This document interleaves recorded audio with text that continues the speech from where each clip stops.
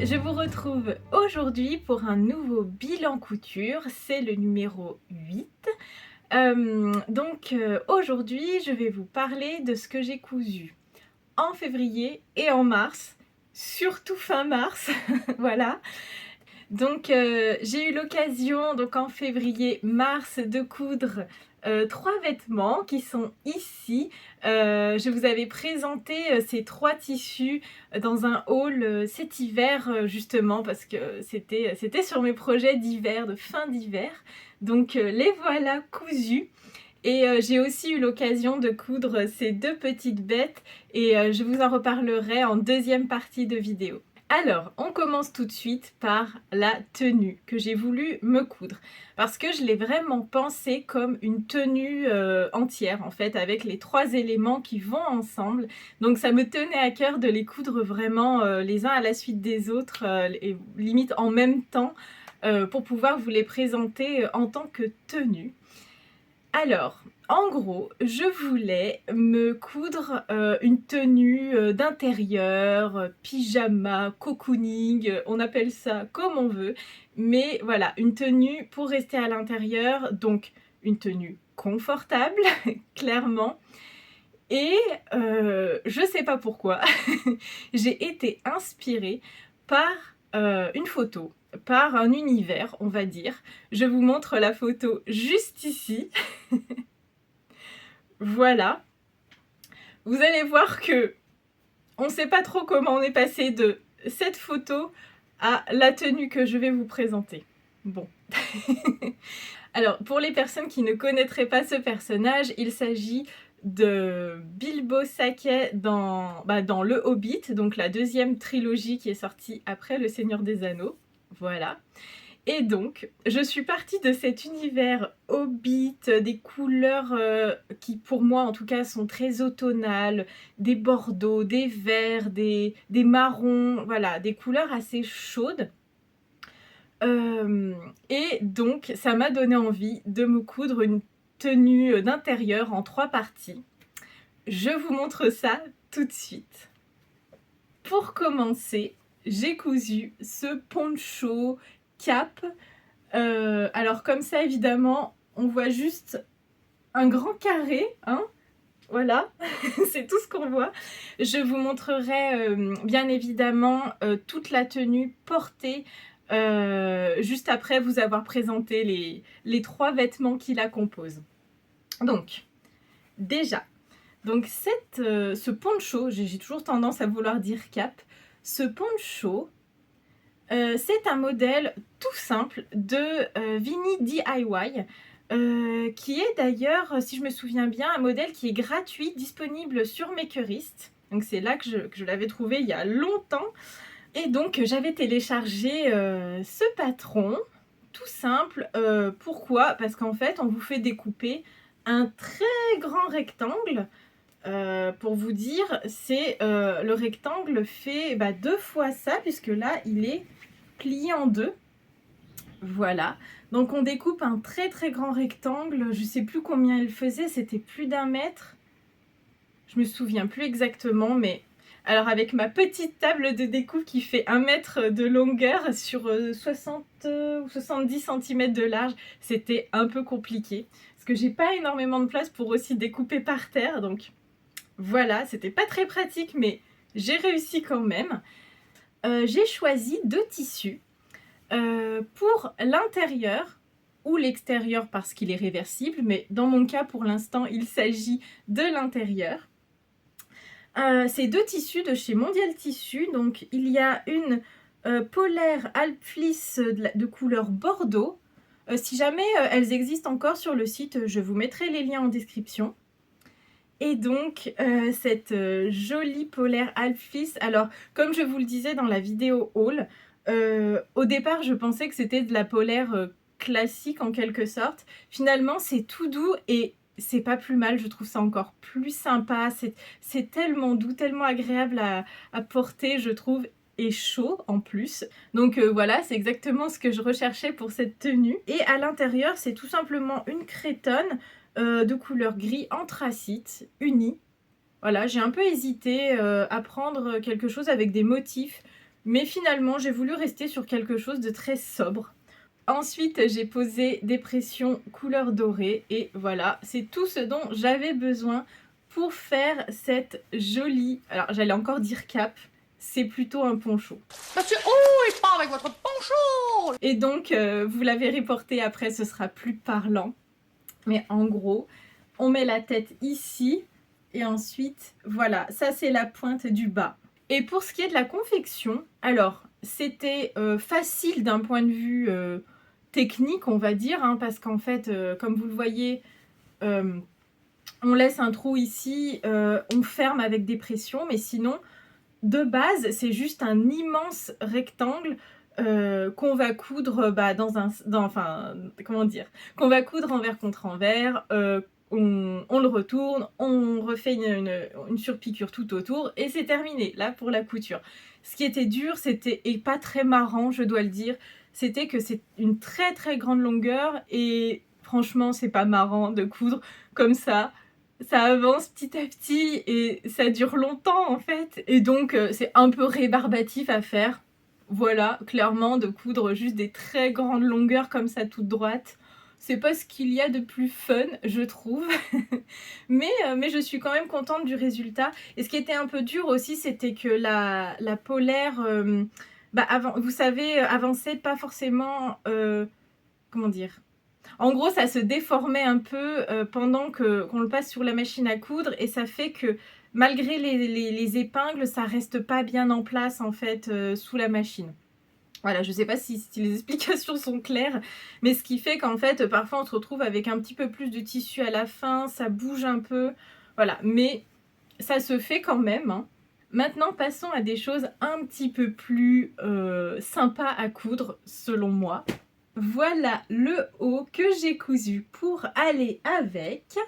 Donc, je ne sais pas si vous verrez. Attendez, j'approche un petit peu. Voilà. C'est une jolie maille pointelle, donc un jersey en maille pointelle, donc avec ces espèces de petits points trous en fait dans le tissu. Et je trouve, j'ai toujours trouvé ça très joli en fait, surtout pour des choses qu'on va porter dessous ou alors en l'occurrence en intérieur, donc comme pour les pyjamas, etc. Tout ça, je trouve ça très joli, raffiné et tout ça. J'aime beaucoup la maille pointelle. C'est la première fois que je cousais un haut dans cette matière. Donc en fait, c'est un jersey finalement. 100% coton que j'ai trouvé chez Made in Tissu.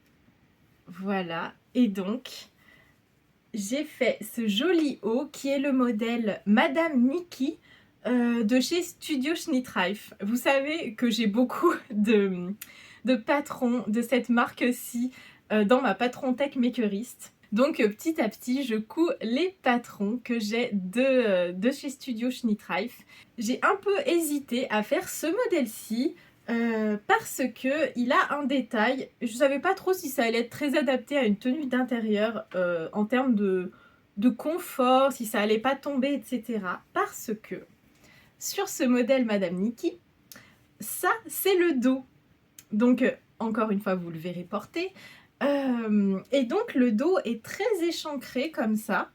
Après, évidemment, hein, ce haut, je ne suis pas obligée de le porter en intérieur. Je peux tout à fait le sortir, le sortir aussi. Ça, il n'y a pas de problème. Je pense d'ailleurs qu'avec un jean, rentrer dans un jean, il peut être très joli, je pense.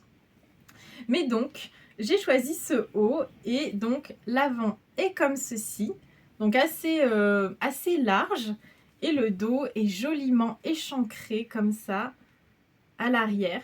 Alors, je pensais que je pourrais intervertir en fait, qui serait réversible et que je pourrais, si jamais le dos échancré comme ça ne me plaisait pas, que je pourrais l'inverser et avoir finalement le porter dans ce sens-ci.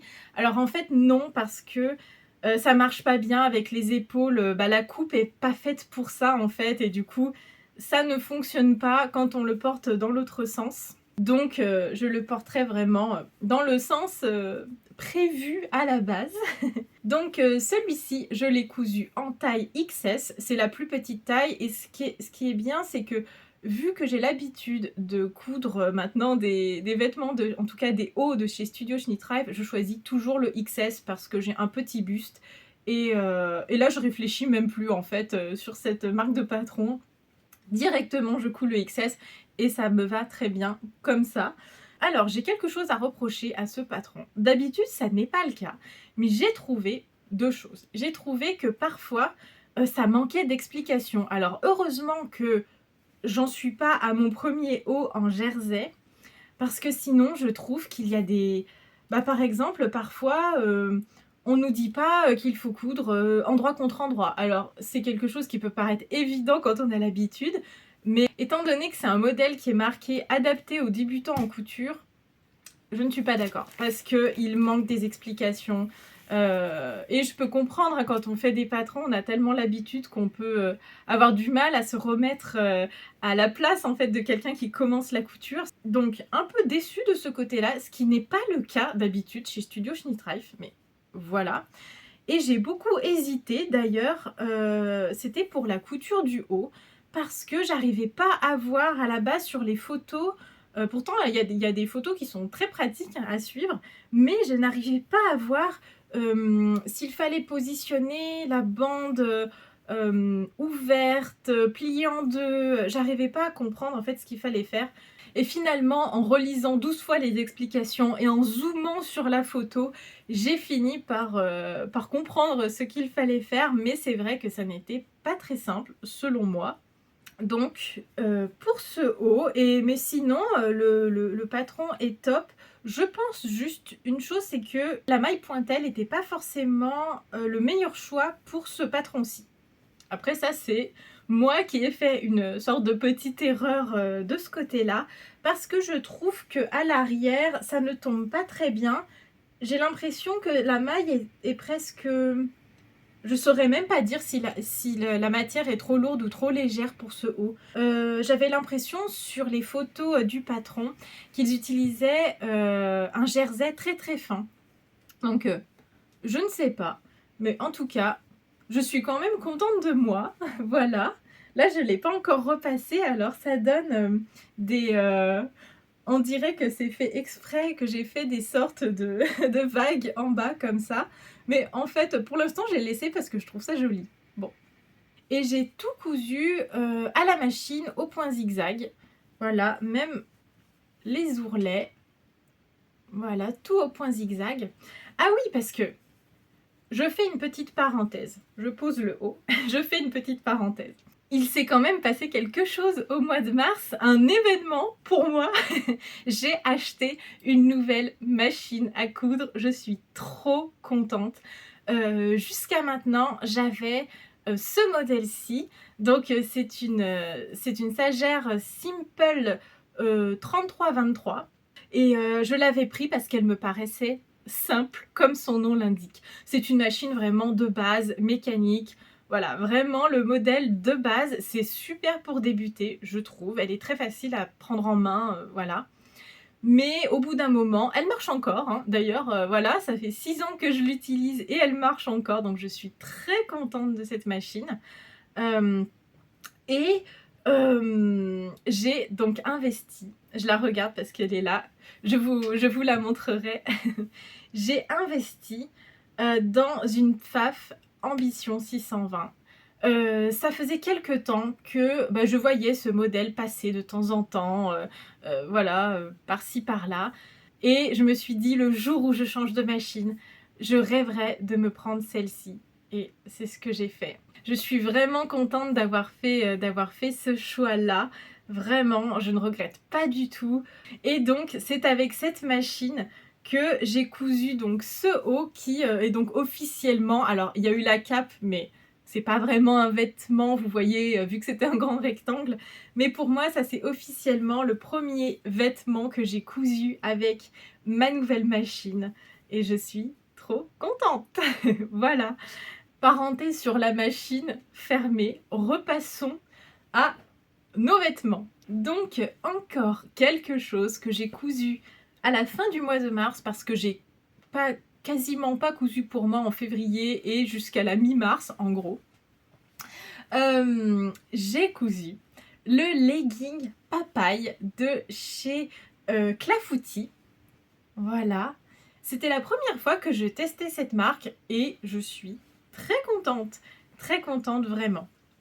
C'était un modèle très facile à coudre, un modèle pour le coup très accessible aux débutants. Et donc j'ai trouvé que que le patron et le tuto étaient et surtout le tuto était très bien fait. Vraiment, je trouvais ça très clair.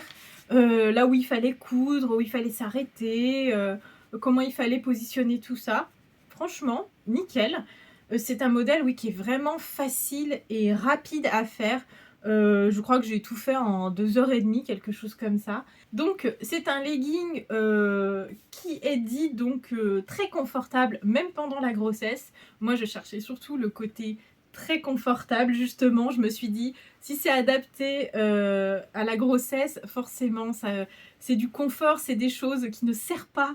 Donc ça me va très bien. Encore une fois, surtout pour quelque chose qu'on pourrait porter notamment à l'intérieur. Vraiment, je cherchais le confort avant tout. Et donc, j'ai cousu ce legging. J'ai fait juste une petite boulette. Au tout départ, c'est en choisissant le métrage. Alors, ce legging, il existe en 2 versions. 3/4 et en version longue, en version jambe longue. Je voulais faire la version... Je regarde parce que j'ai le tableau des métrages du coup dessus. Je voulais faire donc le 36 en version longue. Donc il fallait 100 cm, 1 mètre de tissu. Bon, jusque là, ok.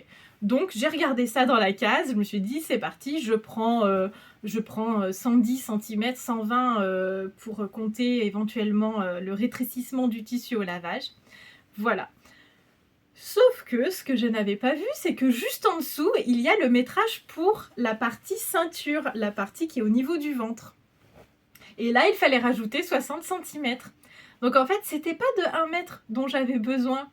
Ça aurait dû me mettre la puce à l'oreille pour un pantalon où c'était un peu limite. Après, j'ai les jambes courtes, donc ça m'a peut-être pas choquée. Mais il fallait en réalité 100 cm pour les jambes, plus les 60 cm pour la ceinture, donc 160. Je me suis retrouvée un peu bête quand j'ai vu ça et que j'avais mon morceau de tissu qui, après lavage, faisait tout pile 1 mètre. Je me suis dit, ok, est-ce que je vais réussir à rentrer ça un peu, voilà, parce que en plus c'est du jersey, donc dans tous les cas, je voulais pas faire n'importe quoi avec le droit fil. Donc, j'ai quand même réussi, mais alors, c'était au millimètre près, à rentrer la ceinture quasiment à l'intérieur, sachant que j'ai fait donc le bas en 36 et la ceinture en 34, parce qu'elle expliquait que si on avait la taille fine, on pouvait choisir une taille en dessous et que ça poserait pas de problème ensuite à l'assemblage. Et c'est vrai, ça n'a posé aucun problème. Mais donc voilà, en faisant la ceinture en 34, donc un petit peu plus courte, et ben c'est bien, c'est rentré. Alors il me manquait un tout petit peu. Finalement, je me suis dit, je vais coudre comme ça, même s'il me manquait un tout petit morceau finalement par rapport au patron. Bon, je me suis dit, c'est pas grave. Et en effet, ce n'était pas grave. Donc voilà, c'est la seule chose où j'ai fait une boulette parce que j'ai pas bien lu en fait. Voilà, j'ai vu version jambe longue 100 cm. Je me suis pas posé de questions quand j'ai commandé. Et donc, c'était 160. Voilà. Sinon, donc, oui, très agréable à coudre et surtout... Ah oui, je vous ai pas dit que le tissu vient de chez... Ah ben, c'est un tissu de chez Mondial Tissu et c'est le jersey en coloris noisette. Voilà, ils ont toute une gamme de jerseys. Très agréable à porter d'ailleurs, pour le coup. Chez Mondial Tissu, j'aime pas tout. Notamment, j'aime pas trop prendre des tissus imprimés parce que je trouve qu'au lavage, ça tient pas bien et que ça s'abîme assez vite. Mais par contre, je suis assez contente de leur tissu uni, en fait. Donc, celui-ci, donc, c'est un jersey 100% coton. Non, il y a 5% d'élastane. Pardon, 95% coton, 5% d'élastane. Et très agréable à coudre. Je n'ai pas eu de problème. Et surtout, en fait, je savais pas trop à quoi m'attendre parce que c'était la première fois que je cousais un pantalon. Et alors, à l'essayage, oh, Mais j'étais trop contente, j'étais trop contente du résultat, plus contente que le haut que je vous ai montré juste avant parce que je trouvais que, il tombait pas très, très bien. Mais alors le legging, mais ce modèle est génial, je le garde pour toujours en fait. Vraiment, si vous voulez vous faire une tenue, pour aller marcher, une tenue de sport, alors pour certains sports ça peut être pas exactement adapté par rapport à la matière, il faudrait peut-être plus une matière technique, mais pour faire une tenue d'intérieur, vous pouvez aussi éventuellement choisir de surtailler le legging pour que ça fasse un pyjama un peu plus large et cetera, mais c'est trop bien, il me va nickel en fait, vraiment, alors à part les jambes que j'aurais dû réduire parce que encore une fois, je suis petite, notamment au niveau des jambes, j'ai les jambes courtes, donc par rapport à ma morphologie, je n'ai pas songé à enlever de la longueur de jambe. Voilà, bien sûr, hein, c'est ça. Mais c'est vrai que alors là, ça me dérange absolument pas. Je peux tout à fait le retrousser un petit peu, il y a aucun problème, voire le laisser un peu comme ça, heu, voilà, ça pose aucun problème pour moi, je trouve. Et heu et donc mais vraiment, la coupe est géniale. Il est d'un confort. Alors je suis très contente du coup, comme je vous disais, de ce jersey que j'ai acheté. Maintenant j'ai envie de l'acheter en d'autres couleurs pour me refaire d'autres leggings ou faire des leggings avec un jersey imprimé, qui peut être très sympa. Je me suis un peu lancée là-dedans en me disant: «Bah, je vais voir ce que ça donne». Jamais cousu de pantalon, jamais cousu j'avais cousu que des shorts en fait jusqu'à présent. Donc vraiment, si vous voulez vous coudre un legging, je vous le conseille. Ce modèle est top. Et donc en termes de taille, il est proposé du 32 au 52, donc ça descend assez bas et ça monte pas mal, donc pas mal pour ça je trouve. C'est toujours top je trouve quand il y a une grande amplitude comme ça dans les tailles. Donc voilà pour ce legging, je l'adore. J'ai envie d'en faire d'autres. Hop. Et d'ailleurs je l'aime tellement que je me vois tout à fait le porter, pour faire des balades et tout ça. Il est tellement agréable et j'aime bien la couleur en plus que j'ai choisie. Et donc pour la version, femme enceinte, donc vous voyez que ça c'est la ceinture qui se déplie entièrement, et qui du coup peut faire de la place pour le ventre. Et ça, c'est top et ça le rend encore une fois très très confortable, même quand on n'est pas enceinte. Il est très agréable à porter. Donc, j'en ai fini pour cette fameuse tenue cocooning qui m'a été inspirée par Bilbo le Hobbit. Donc voilà, je voulais quelque chose dans des couleurs assez automnales. Je vous les remonte tout ensemble. Je trouve que c'est plutôt réussi. Je pensais juste que celui-ci serait plus bordeaux. Là, il tire un peu plus sur le violine, le prune, je trouve. Je sais pas si les couleurs s'accordent très très bien entre elles. En tout cas, j'ai eu cette idée, je l'ai réalisée, voilà. Et je vous montre donc tout de suite, enfin, cette tenue portée avec les 3 éléments ensemble.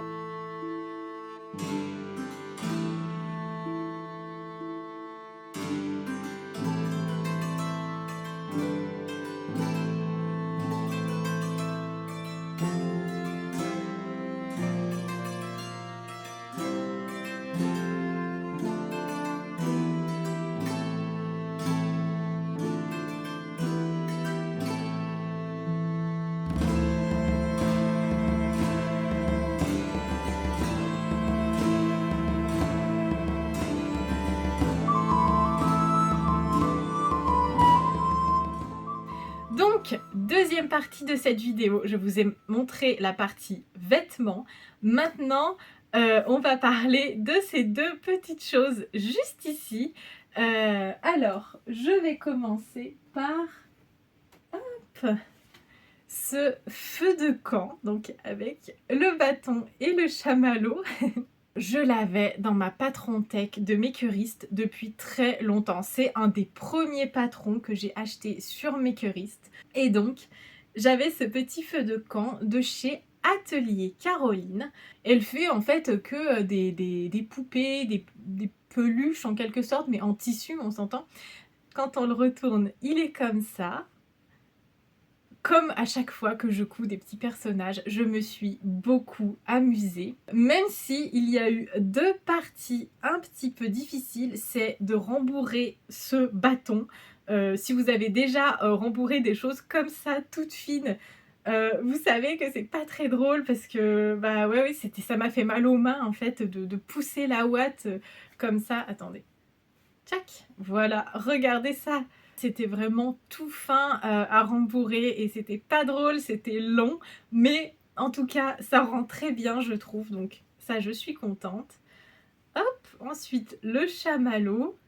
Alors celui-là, j'ai pas tout compris, la façon dont il fallait le coudre. En fait, les explications sont dans un français, mais dans un français canadien-québécois, on va dire, donc il faut comprendre un peu certains termes. Je trouve que ça ressemble quand même à un petit morceau de chamallow, donc parfait, et il tient sur la branche, donc ça me va bien. Voilà. Je me demande s'il n'est pas censé être plus 2 fois moins long et peut-être replié encore à l'intérieur. J'ai essayé de le faire, je trouvais que ça rendait pas très bien, donc je préférais comme ça. Voilà, donc pour la branche, on peut en faire autant qu'on veut d'ailleurs, si on veut en faire 2, 3. Et donc, le petit feu de camp, j'ai fait comme sur le patron, en fait, le bout des rondins comme ça, où on fait à la machine une spirale. Ça, c'était assez rigolo à faire, je l'avais jamais fait, en fait. Vraiment faire de la broderie à la machine à coudre. Donc voilà. Je les ai pas tous très bien réussis. Surtout, ce que j'ai trouvé difficile, alors, de ce côté-là, ça va encore. De l'autre côté, pour certains, j'ai un peu galéré. J'ai trouvé que c'était dur à coudre parce qu'il faut coudre ces ronds eh bien, au bout des morceaux précousus, enfin qu'on a précousus marron, donc pour faire le rondin. Et j'ai trouvé ça assez difficile à coudre. En tout cas, j'avais pas l'habitude. Et celui-ci, je l'ai fait en plus avec mon ancienne machine à coudre. Peut-être que ça aurait été plus facile avec la nouvelle. Je ne sais pas. Mais en tout cas, dans tous les cas, je me suis bien amusée à faire ce petit feu de camp. Ça faisait vraiment longtemps, comme je vous le disais, que j'avais envie de le faire. Et c'est chose faite. Je pense qu'il va rejoindre mon décor juste ici.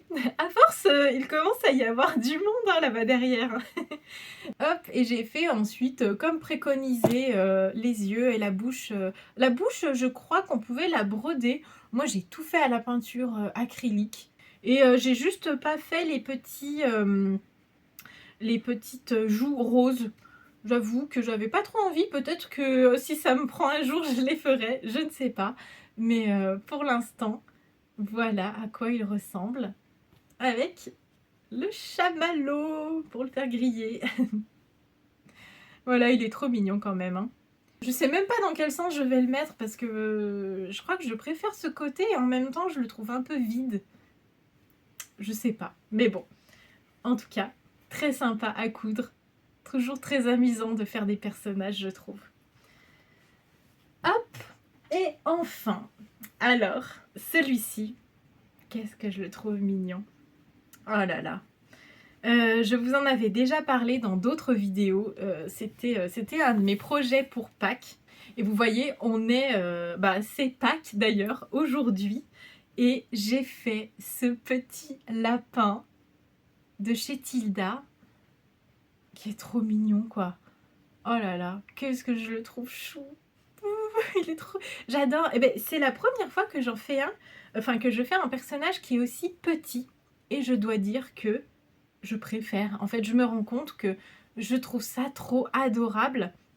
Et voilà, je sais pas, j'ai trouvé ça... Je trouve qu'à la fin, ça donne quelque chose peut-être d'encore plus mignon. Je sais pas comment dire, mais... oh, il est trop chou. Moi, je suis complètement gaga hein, devant mes petits personnages comme ça. Voilà, hein. Rappelez-vous que j'ai 34 ans. Mais c'est pas une question d'âge de toute façon. Ce qui compte, c'est de s'amuser et de se faire plaisir. Et donc, ce petit personnage, donc c'est un modèle gratuit de chez Tilda, donc disponible en anglais sur le site de Tilda. Et Donc il y a tout, il y a le patron, etc. pour faire toutes les parties, les oreilles, les pattes. Et donc, désolée, hein, je te déshabille un peu. Et donc en dessous, il est cousu comme ça, on finit à la main ici. Hop! Et donc un plaisir à coudre. Aussi le fait qu'il soit petit, bah, c'était super rapide à faire. Beaucoup plus rapide aussi à rembourrer. Donc voilà pour ce petit lapin. Il s'appelle d'ailleurs Easter Bunny, je crois. Mais je crois que c'est ça. Donc de circonstances, hein. Et j'ai eu envie de lui faire une une robe avec des carottes brodées dessus. Donc j'ai pas fait l'arrière, mais je me suis amusée à donc broder des carottes sur ce tissu. Ça ressemble à une toile pour faire de la broderie, je trouve. Donc je sais pas exactement quel modèle c'est pour le coup, mais j'ai trouvé que ça serait trop chou, ça fait un peu, vous savez, un peu toile de jute. Et je me suis dit que ça ferait un petit peu comme ça, un côté campagne, un peu brut. Et donc je me suis amusée à faire toutes ces petites carottes brodées à la main. Je trouve que ça rend super bien. Honnêtement, quand je suis partie là-dessus pour faire sa robe, je savais pas trop ce que ça allait donner et je suis vraiment super contente du résultat. Dans le tuto, cela inclut la robe aussi, hein. On vous explique comment coudre la robe entièrement. Et j'ai choisi de le faire, j'avais pas trop de tissu adapté, je trouvais, à part ça. J'ai choisi de le faire tout blanc, un peu comme, enfin un peu, complètement comme ma Vilma qui est juste ici, la brebis. Voilà, parce que je trouvais pas trop d'autres tissus dans ce que j'avais qui seraient adaptés. Je n'ai pas de tissu actuellement de chez Tilda dans mon stock. C'est vrai qu'ils en ont des très jolis, notamment des petits tissus à pois et tout ça, comme sur le modèle de base. Je trouve ça très mignon. Mais donc, je me suis dit que celui-ci, en tout cas, il serait tout blanc. Bon, voilà. Et comme pour le feu de camp, je n'ai pas fait les petites joues roses. Et aussi, je me suis dit que j'aurais peut-être dû faire l'intérieur des oreilles en rose. Voilà. Que ça aurait peut-être apporté un petit peu quelque chose. Et je me suis demandé si j'allais pas éventuellement les peindre. Voilà. Donc le nez est brodé, les yeux sont peints. Et j'hésite à peindre les oreilles un petit peu de la même couleur que le nez ou un peu plus clair. Voilà, je sais pas ce que vous en pensez, je sais pas trop ce que ça peut donner. En tout cas, encore une fois, bah, il est pas trop mignon franchement. Il est tout simple ce petit lapin et encore une fois ça peut faire des idées cadeaux trop mignonnes je trouve, bah, notamment pour Pâques. J'en ai encore d'autres en stock de chez Tilda parce que je trouve leur petite poupée vraiment trop mignonne. Et donc voilà pour ce petit lapin de Pâques qui a définitivement envie de danser, hein. Et, donc il va falloir lui trouver un nom à lui aussi. Moi je pensais l'appeler Carotte, je sais pas ce que vous en pensez, c'est vraiment pas original, hein. Mais avec sa petite robe, forcément. Et donc on a fait le tour pour ce que j'ai cousu à la fin de cet hiver. Oh, le vent souffle très fort ces jours-ci. On a des sortes de bourrasques vraiment, vraiment fortes. J'ai encore plein de projets évidemment pour le printemps, l'été, tout ça. J'ai déjà en tête les modèles que j'allais faire au mois d'avril. Je peux vous montrer d'ailleurs parce que pour vous faire un petit teasing, je viens de laver ce tissu. Je viens de laver ce tissu que je vous avais présenté dans mon haul du printemps justement. Et donc celui-ci, il va très vite passer sous la machine. Je sais exactement quel modèle je vais faire avec. Je vous montrerai ça. En tout cas, j'ai encore prévu de coudre pas mal de choses. Je vous présenterai tout ça dans le prochain bilan couture qui arrivera donc, je vous avais expliqué un peu le rythme pour cette année, qui arrivera donc dans 2 mois. Je fais un bilan couture tous les 2 mois. Wow.